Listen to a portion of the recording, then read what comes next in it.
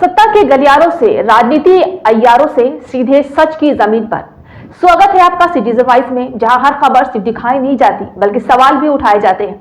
मैं हूं शब और आज हम आपके लिए लेकर आए हैं वो खबरें जो अक्सर पर्दे के पीछे छुपा दी जाती हैं, लेकिन सिटीजन वॉइस में उन्हें सामने लाया जाता है।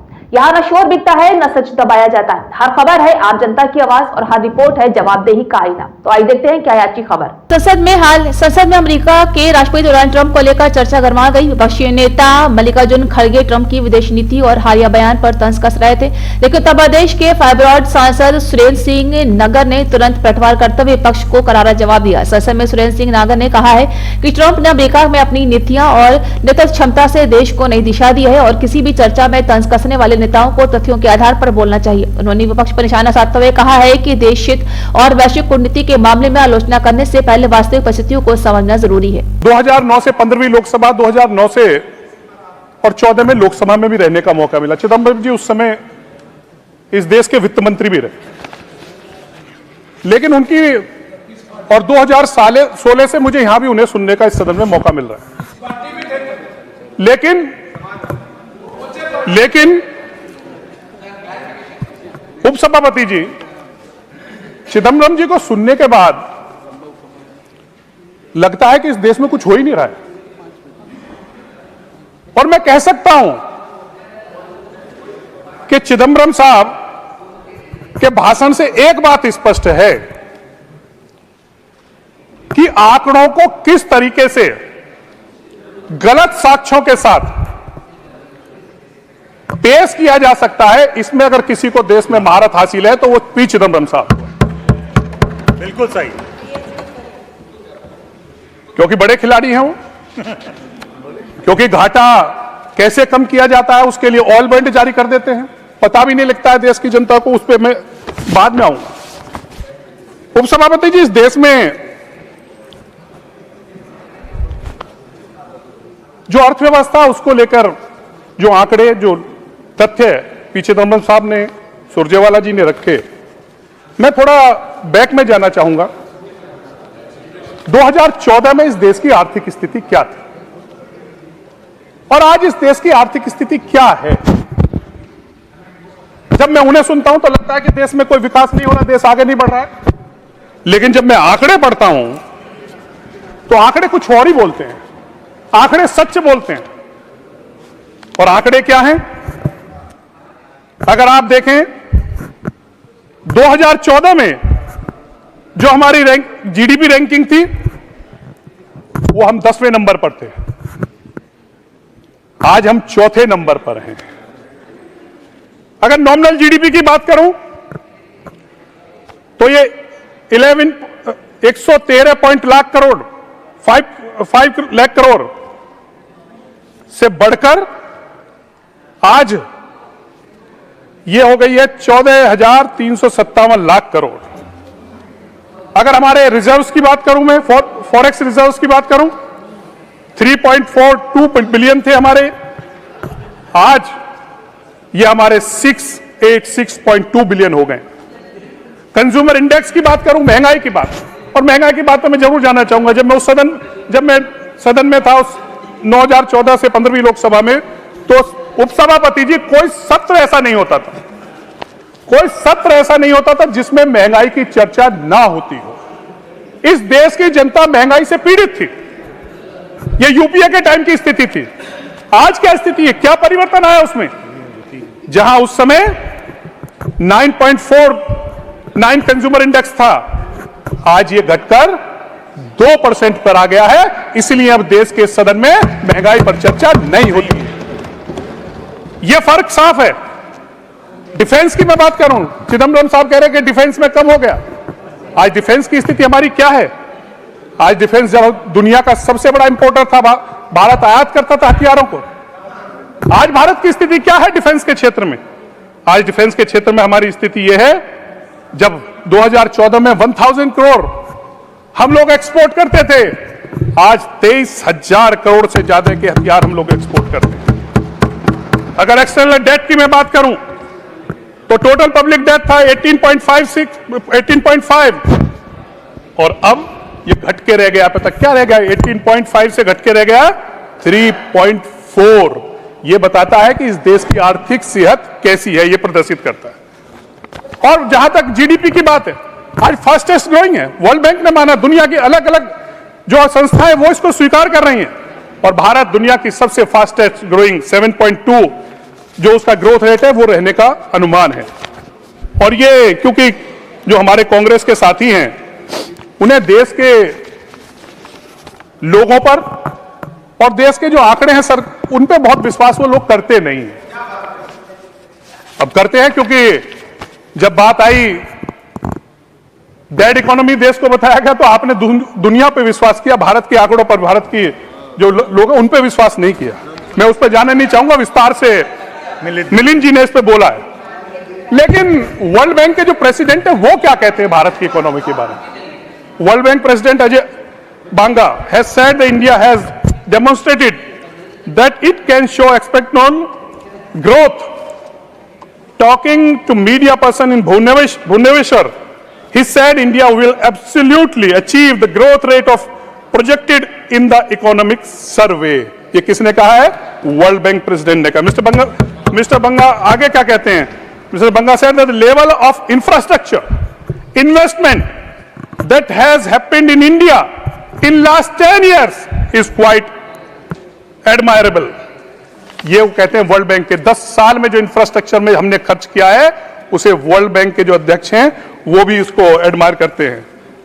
इसके अलावा आज हमारी जो इकोनॉमी है उसकी क्या हालत है उसके बारे में आप तो बाहर के लोगों पर विश्वास करते हैं।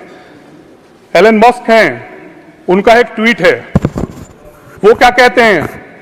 उन्होंने कहा है कि अगर आप कंट्रीब्यूशन ग्लोबल जीडीपी में कंट्रीब्यूशन की बात है, आज भारत, उन्होंने ट्वीट किया है कि the balance of power is changing. हालांकि चेंजिंग नहीं है, इसमें भी करेक्शन है, ये चेंज हो चुका है, ऑलरेडी चेंज्ड। और वो क्या कहते हैं कि आज भारत चाइना के बाद जीडीपी ग्रोथ में, ग्लोबल जीडीपी ग्रोथ में भारत का कंट्रीब्यूशन दुनिया में दूसरे नंबर पर है और वो लगभग 17% है। ये मैं नहीं कह रहा, दुनिया के लोग कह रहे हैं, ये स्वीकार कर रहे हैं। माननीय सभापति जी, इंफ्रास्ट्रक्चर को लेकर भी बहुत बात की गई। प्रधानमंत्री सड़क योजना के बारे में बात की और क्षेत्रों के बारे में चिदम्बरम साहब ने भी बात की। मैं आना चाहता हूं इंफ्रास्ट्रक्चर की अगर मैं बात करूं तो बजट ये प्रदर्शित करता है कि सरकार का इंटेंट क्या है, किस क्षेत्र में वो पैसा देने, किस क्षेत्र में विकास करना सरकार चाहती है। मैं कहूंगा डिफेंस की अगर मैं बात करूं, क्योंकि डिफेंस का जिक्र आया था, डिफेंस में अगर 2013-14 में बजट था 2,53,346, इसमें वृद्धि कितनी हुई है?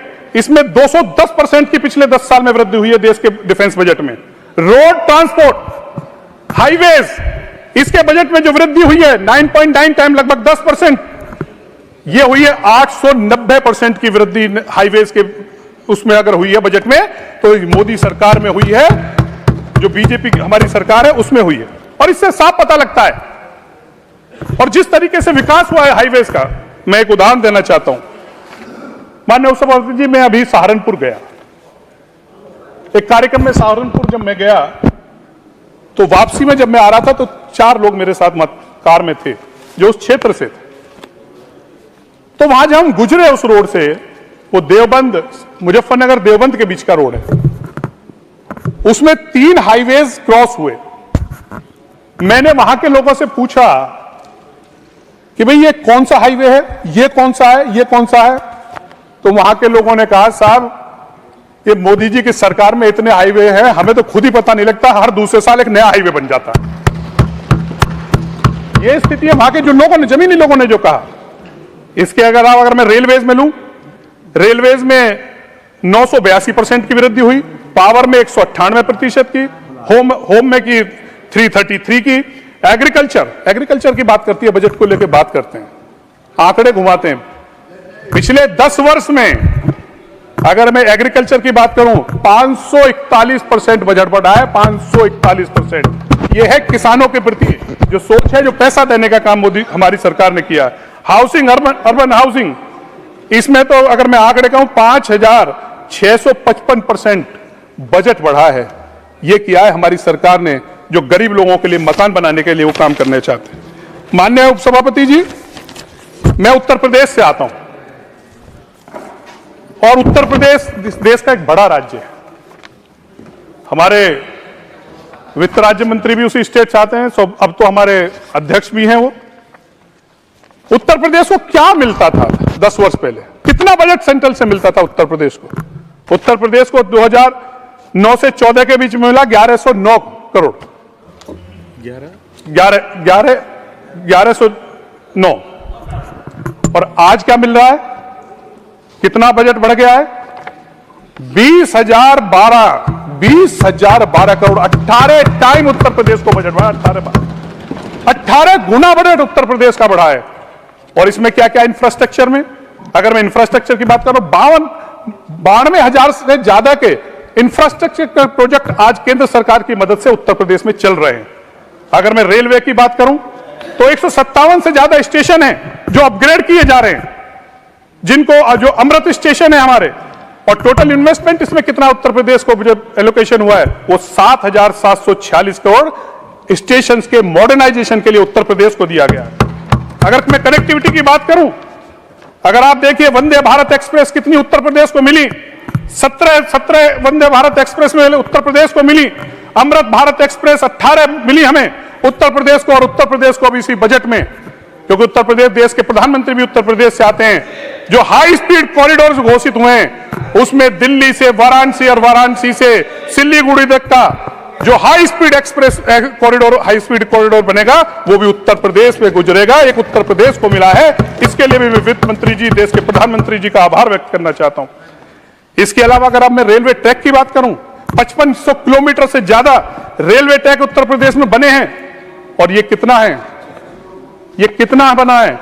अगर मैं स्विट्जरलैंड की बात करूं तो उनका जो रेल नेटवर्क है उससे ज्यादा का, हमारे जो रेल ट्रैक्स हैं हमारे, स्विट्जरलैंड का नेटवर्क से ज्यादा रेल ट्रैक उत्तर प्रदेश में बने हैं, जो स्विट्जरलैंड से ज्यादा हैं। ये है उत्तर प्रदेश के लिए इस बजट में, और केंद्र सरकार ने देने का काम किया है। मैं तो उत्तर प्रदेश की अगर बात करूं, यहां से रैपिड रेल का पहला प्रोजेक्ट 2014 से पहले पेंडिंग पड़ा हुआ था, उसका बजट बढ़ गया था, काम हो नहीं रहा था, उसके ऊपर 10% काम हुआ था। लेकिन देश में नरेंद्र मोदी जी प्रधानमंत्री बने और उन्होंने नई चीज लेकर वो प्रधानमंत्री जी आए, और वो प्रधानमंत्री जी ने प्रगति एक पोर्टल, जिसमें जो 2014 से पहले के देश में लगभग 3300 ऐसे प्रोजेक्ट थे जो पेंडिंग थे, जो अधूरे थे, जो लटके हुए थे, जो भटके हुए थे, उनको लाइन पर लाने का काम समय पर पूरा करने के लिए देश के प्रधानमंत्री जी ने प्रगति पोर्टल बनाया। और उस पर उन 3300 प्रोजेक्ट्स जो थे, जिनकी कीमत लगभग 85 लाख करोड़ थी, उन सबको रिव्यू किया। और उसी का नतीजा है कि देश को जम्मू कश्मीर में जो बहुत लंबे समय से हमारा रेल प्रोजेक्ट अटका पड़ा था वो पूरा हुआ, असम में एक हमारा ब्रिज था वो पूरा हुआ। ऐसे अनेकों प्रोजेक्ट हैं, बस कर रहा हूं मैं, ऐसे अनेकों प्रोजेक्ट हैं जो पूरा करने का काम किया। सभापति जी, बस अंत में किसानों के लेकर यहां बात हुई और सुरजेवाला जी ने बहुत किसानों को लेकर बात की। मैं एक बात कहना चाहता हूं, शायद किसानों का, सुरजेवाला जी का डिस्कनेक्ट हो गया क्योंकि वो बंगलौर चले गए, अब हरियाणा में रहते नहीं, क्योंकि हरियाणा, मैं इसलिए बताता हूं कि मैं हरियाणा में, कह रहे मैं आ रहा हूं उसी पे आ रहा हूं, मैं उसी पे आ रहा हूं। जल्दी वो पता चल रहा है, वो इसलिए पता लग रहा है कि उपसभापति जी, देश में हरियाणा में भारतीय जनता पार्टी की डबल इंजन की एक अकेली सरकार है जिसने 24 से ज्यादा फसलों पर एमएसपी देने का अगर किसी ने देश में काम किया है तो हरियाणा में बीजेपी की सरकार ने देने का काम किया है। अगर उसी से सीख लेते, आप कर्नाटक के प्रभारी हैं, कम से कम कर्नाटक में लागू करा देते, मान जाते आपकी नीयत साफ है कुछ भी। और मैं बता रहा हूं इससे आगे, एक मिनट के लिए एक चीज और कहना चाहता हूं। अब गांव में इसलिए नहीं जा रहे हैं वो, रोइए मत बंद, क्योंकि पता नहीं है, पहले गांव में एक आध ट्रैक्टर होता था, अब ये बहुत दिन से गए नहीं होंगे पुराने जमाने में। अब तो हर एक गांव में 40-40 ट्रैक्टर, परचेज पावर बढ़ी है किसान की, जब तो ट्रैक्टर आ रहे हैं। अब आप पार्टी का समय ले रहे हैं, जब तो आ रहे हैं, नहीं आ रहे हैं, प्लीज कंक्लूड। तो कम से कम जो सच्चाई धरातल पे काम हो रहा है किसानों के लिए, उनके बारे में कम से कम जो कांग्रेस शासित प्रदेश है उन्हीं में लागू कर दें। मैं अंत में देश के प्रधानमंत्री जी का, अपने वित्त मंत्री जी का, हमारे पंकज चौधरी जी का, जो हमारे वित्त राज्य मंत्री है, उनका आभार व्यक्त करते हुए अपनी बात समाप्त करता हूँ। बहुत बहुत धन्यवाद। माननीय श्री नीरज डांगी जी, माननीय नीरज डांगी जी। बहुत बहुत धन्यवाद माननीय उपसभापति महोदय। मैं केंद्रीय बजट के विषय में कहना चाहूंगा कि यह बजट आंकड़ों की चमक से भरा हुआ है, लेकिन आम आदमी की जिंदगी में किसी तरह की रोशनी नहीं ला पाता। यह 9वां मौका था जब माननीय वित्त मंत्री जी ने सदन में बजट पेश किया और अब तक के इतिहास का सबसे नीरस बजट पेश हुआ। पिछले 11 वर्षों के अंदर बजट में की गई घोषणाओं को पूरा करने का कार्य यह सरकार नहीं कर पाई। फिर आने वाले वक्त में बजट में फिर से घोषणाएं मात्र की गई हैं। बजट पेश होते ही शेयर मार्केट की तेजी जो है वो इस बात को दर्शाती कि बजट कैसा पेश हुआ है। इस बजट के पेश होते ही शेयर मार्केट बुरी तरीके से गिरा, मार्केट क्रैश हुआ, सेंसेक्स 2300 पॉइंट नीचे गिरा। इससे पता लगता है कि यह बजट कैसा था। पूरा जो है निवेश लाखों करोड़ स्वाह हो गया। बजट ना निवेशकों का, ना बाजार का और ना आम आदमी की उम्मीदों पर खरा उतर सका। 2026 का यह बजट इस बात को बताता कि मोदी सरकार 20 साल के बाद की बात कर रही है। जो सरकार की आज की समस्याएं हैं वो आने वाले 2047 के भारत में उसका जवाब मिलेगा। ये 2014 से 2026 के बीच की जो नाकामी है वो इतनी ज्यादा बढ़ चुकी है कि अब इनके पास, सरकार के पास में निकट भविष्य के लिए किसी प्रकार का कोई खास नहीं बचा है। केवल बातें हैं और वो बातें भी राजनीति की अपनी कोरी कल्पनाओं से परिपूर्ण है। माननीय सभापति महोदय, यह बजट युवा बनाम वादे साबित हो रहा है। देश आज बेरोजगारी, महंगाई और आय की असमानता के गंभीर समस्या से जूझ रहा है। यहां सरकार जब स्टार्टअप और स्किल की बात करती है, लेकिन सवाल यह कि कितने स्थायी, सम्मानजनक और सुरक्षित रोजगार बने। बेरोजगार युवा को रोजगार देने के नाम पर एमएसएमई, औद्योगिक क्षेत्र, ऑरेंज इकोनॉमी, एनिमेशन और विजुअल इफेक्ट्स सेक्टर के माध्यम से रोजगार देने की बात तो कही गई है, लेकिन पिछले 11 वर्षों के अंदर प्रति वर्ष 2 करोड़ नौजवानों को रोजगार जो देने की बात थी वो वादा पूरा नहीं हो पाया। तो किस प्रकार से नए रोजगार का सृजन हो पाएगा, ये तो ये थी आज की ताजा और अहम खबर। अगर आपको हमारी रिपोर्ट पसंद आई हो तो हमारे चैनल को लाइक, शेयर और सब्सक्राइब करना ना भूलें, क्योंकि आपकी एक आवाज सच को और मजबूत बनाती है।